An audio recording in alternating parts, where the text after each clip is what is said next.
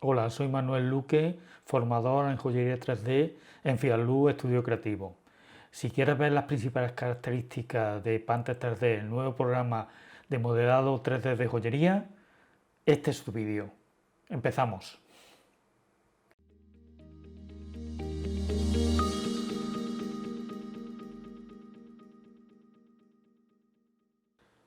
Pues aquí estamos con Panther 3D, el nuevo programa de diseño de joyería.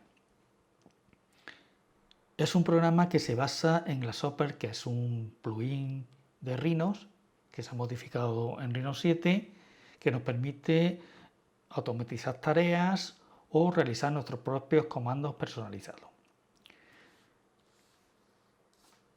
Vamos a ver las principales características de Panther 3D.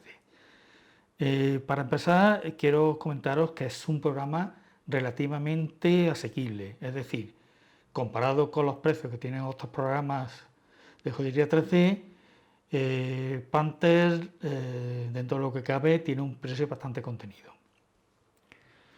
Es fácil de empezar a trabajar con la gente que se inicia en el mundo del modelado 3D.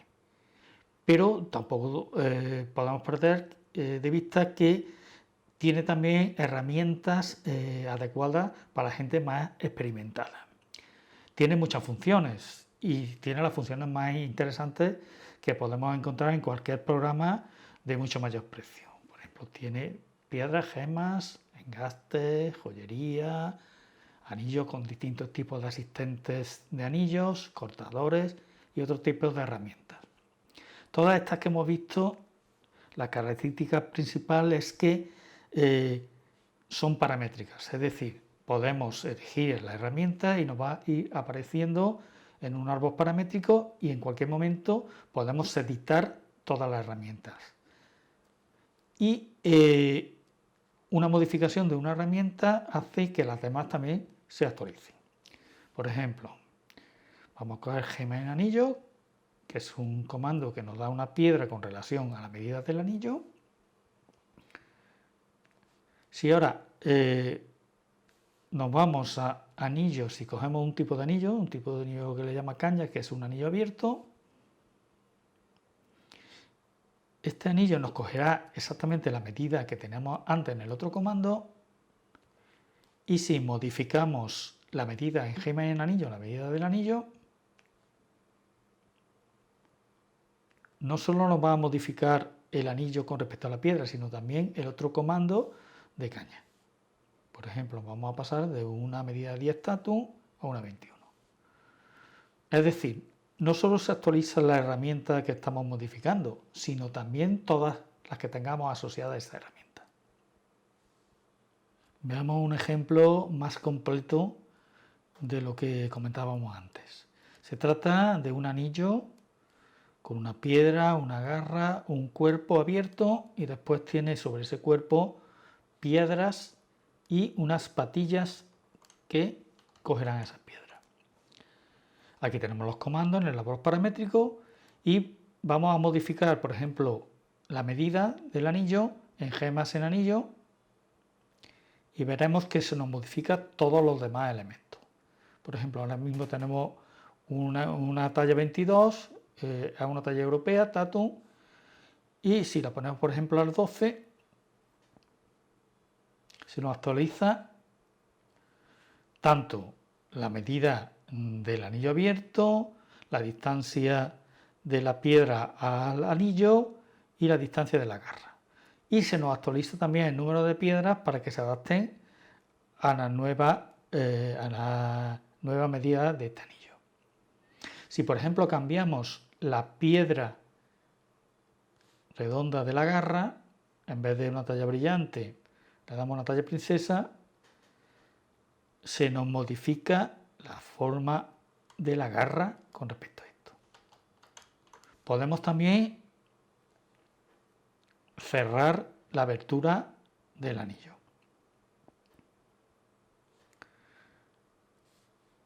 Nos vamos aquí al anillo y si reducimos la distancia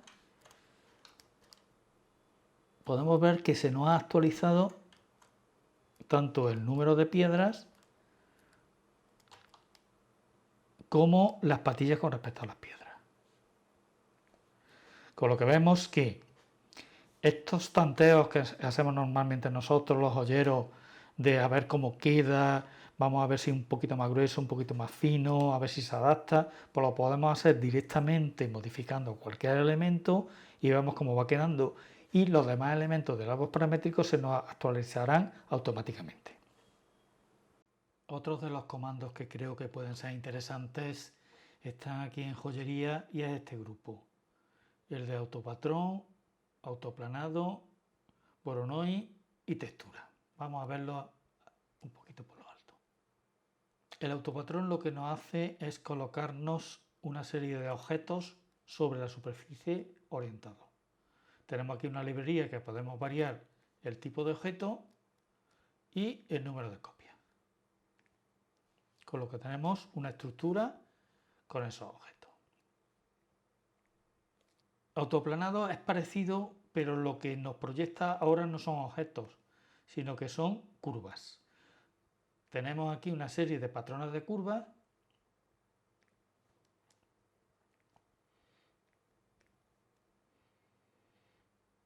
y esas curvas proyectadas podemos ponerle o aplicarle una tubería.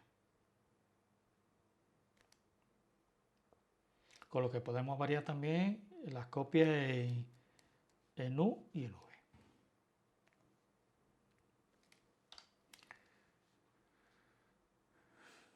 AutoVoronoi lo que nos crea es una superficie con calados y esos calados los podemos controlar de múltiples maneras. Seleccionamos el objeto y sobre ese objeto nos crea un sólido con calado, con agujero. ¿Para qué nos puede servir esto? Para forros de sellos, para crear estructuras caladas, etc. Voy a cerrar este objeto y vamos a aplicarle una textura. Una textura nos crea a partir de una imagen en escala de grises un mapa de altura. Tenemos una librería también y podemos modificarlo también. Podemos añadir estos mapas de altura. Por supuesto, podemos cambiar el número de copias en X, en Y y en Z. Y la altura de esa textura. Bueno, pues ahora vamos a ver un grupo de comandos que son las superficies sub. En Panther 1.7 ya está implementada este tipo de superficies que son unas superficies especiales que son editables tanto con sus vértices, en sus aristas o eligiendo sus caras. Ya se ha implementado, como decía, y estos son novedad en Rhino 7. Aquí tengo yo un sello que está realizado en superficie sub, con lo que podríamos seleccionar las caras y poder editarlas tirando de ellas o extruyéndolas. Una de las novedades en Panther 1.7 es que podemos aplicar un pavé directamente en una superficie sub. Nos vamos a gemas, pavé, elegimos los objetos, que en este caso serán las caras,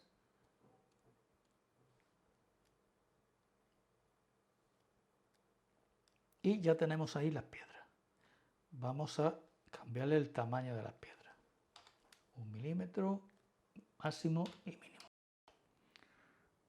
Nos vamos a pavé, refrescamos, ya tenemos ahí las piedras de 1 milímetro. Vamos a variar la distancia entre piedras y la distancia a los bordes. Solo refrescamos otra vez y centramos un poco este pavé. Vamos dándole un mayor número de gemas hasta que encontremos la distribución que estamos buscando. Le damos a aceptar y ya tenemos gemas en una superficie sub. Y por último vamos a ver las herramientas en Grasshopper. Panther 1.7 tiene todas sus herramientas transportadas a Grasshopper, con lo que tenemos estas herramientas específicas de joyería que podemos mezclar con las comunes de Grasshopper, con lo que obtenemos una variedad casi infinita de opciones para crear nuestra joyería. Bueno, y para finalizar, vamos a hacer un balance de lo bueno y malo de este programa. En los puntos positivos tenemos que es un programa asequible. Es fácil de utilizar para los joyeros que empiezan y también tiene comandos que son bastante interesantes para los joyeros más experimentados. Y todos los comandos de Panther tienen su reflejo en Grasshopper, con lo que tenemos una gama infinita de formas de crear nuestras joyas. En la parte negativa, al ser un programa nuevo todavía está un poco en rodaje. Es decir, hay ciertos comandos que no funcionan bien. ¿Qué ocurre? Que continuamente están actualizando y en las actualizaciones pues van arreglando esos errores. Recomiendo este programa sí para la gente, sobre todo la gente que empieza o la gente que, los joyeros que quieran introducirse en Grasshopper de joyería. Pues eso es todo. Os espero en la próxima ocasión.